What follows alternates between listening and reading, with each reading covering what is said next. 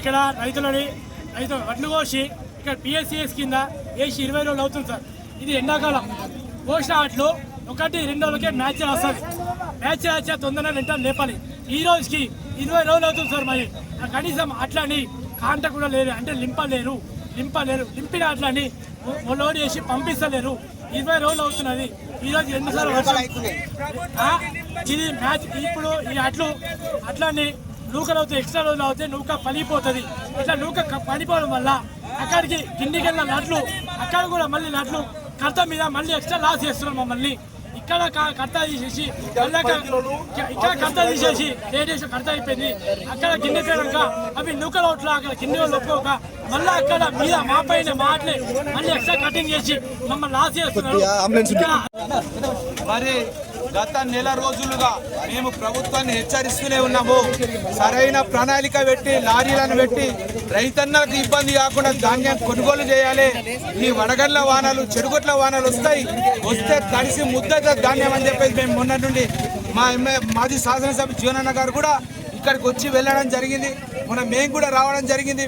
అయినా కానీ ఏ మాత్రం చిత్తశుద్ధి లేకుండా ఈ ప్రభుత్వాలు అధికారంలో ఉన్నవారు ఎక్కడ కూడా రైతన్నలను పట్టించుకోవడం లేదు. మేము ఒకటే డిమాండ్ చేస్తా ఉన్నాం. వెంటనే డిఎస్ఓ గారు కావచ్చు, కలెక్టర్ గారు కావచ్చు, ఇప్పుడు ఇక్కడికి రావాలా వచ్చి ఇమీడియట్ గా ఏదైతే సమస్య ధాన్యం ఏదైతే ఉందో ఉన్నట్టుగా ఎట్లాంటి తరువు లేకుండా కొనుగోలు చేసి రైతన్నలకు న్యాయం చేసేదాకా ఇక్కడ నుండి మేము లేవమని చెప్పేసి ఈ పత్రికలకు మేము హెచ్చరిస్తా ఉన్నాం. దయచేసి రైతేడ్చిన రాజ్యం బాగుపడదు, ఎత్తేడ్చిన వ్యవసాయం బాగుపడదని చెప్పేసి చెప్పేటి రైతులందరూ కూడా రైతన్నల మీద ప్రేమతోటి వాళ్ళు ఇక్కడికి రావాలి. ఈ వడ్లన్నింటిని కొనుగోలు చేయాలి.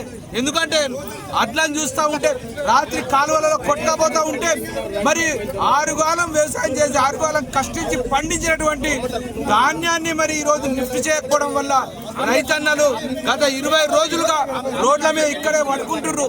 ఇక్కడ ఎండనక వాననక ఈయన పడుకుంటారు. కానీ ప్రభుత్వంలో ఏమాత్రం కూడా చలనం లేదు. మేమిక తప్పకుండా ప్రభుత్వంలో చలనం వచ్చేదాకా, కలెక్టర్ గారు వచ్చేదాకా, డిఎస్ఓ గారు వచ్చేదాకా స్పష్టమైన హామీ ఇచ్చేంత వరకు ఇక్కడ ధర్నా చేస్తాం. వడ్లను ఎట్లాంటి షరతులు లేకుండా, ఎట్లాంటి తరువు లేకుండా కొనుగోలు చేయాల్సిన బాధ్యత ప్రభుత్వం. ఎందుకంటే ఈ నష్టం జరగడానికి ప్రధాన కారణం ప్రభుత్వ వైఫల్యం. మరి మీరు కూడా ఆలోచన చేసి రైతన్నలకు న్యాయం జరిగే విధంగా ఈ యొక్క కొనుగోలు ఉండాలని చెప్పేసి తెలియజేస్తున్నాం. పట్టించుకుంటలేరు. ఆడోళ్ళం లేడీస్ ఉన్నాం. బాగా ఇబ్బంది పెట్టుబడులేమో డాక్టర్లకు మందులకు మా పరిస్థితి ఏంది? లేడీస్ లేరు.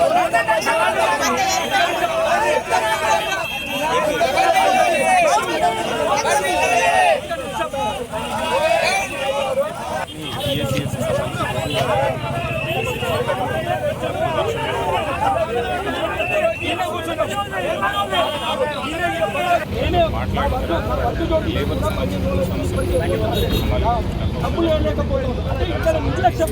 ఇక్కడ ఉన్నటువంటి పాలకవర్గంలో వెళ్ళిన వర్గం డబ్బులు రావు, పోయిన వర్గం తరుగు తీస్తూ ఉన్నాం. దయచేసి ఇట్లాంటి పరిస్థితి దయచేసి దండం ఎలా కొనుగోలు చేయండి.